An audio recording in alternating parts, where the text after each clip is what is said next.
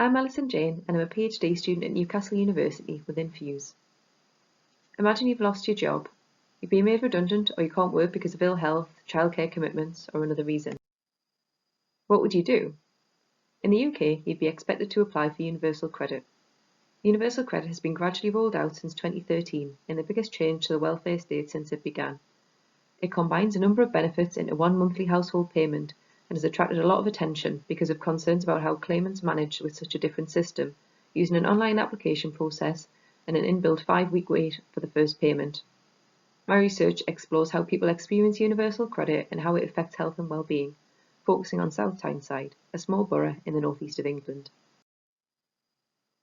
Working alongside South Tyneside Council and other organisations, I learned about the local context before carrying out research interviews. I spoke to 14 claimants, interviewing them between 1 and 4 times across a period of 11 months. I also interviewed 12 staff from local organisations working with Universal Credit to find out more about how it affected their work. Claimants and staff told me similar stories. Being paid monthly was really difficult to manage, especially for people who were used to being paid weekly under the old system. Waiting for their first payment was stressful and pushed many people into debt as they were forced to borrow money from friends and family to make ends meet. This in turn impacted on their relationships, changing the dynamics so it felt less equal and creating a sense of shame.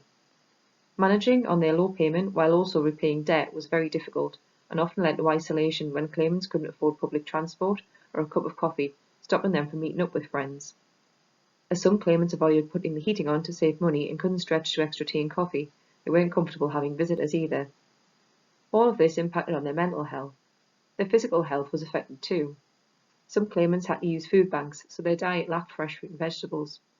Others struggled to stretch their budgets to healthy food, leading to weight gain as they ate cheap filling food lacking good nutrition. One mum I spoke to had lost a lot of weight by skipping meals to prioritise healthy food for her young child. Exercise classes and gym sessions were also out of the question as they were simply unaffordable.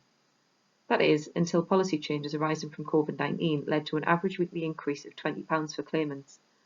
While this did not solve all of their problems, it did play a significant part in making life less stressful, helping claimants to stay fit and well and able to live healthier lifestyles. This research is important because there are over 6 million people now receiving universal credit, with a big increase due to COVID-19. This number will increase as the rollout moving people from the old system continues. It's vital that we have a full understanding about how universal credit affects health and well-being, so we can ensure claimants have a good standard of living and help put a stop to widening health inequalities. Thank you.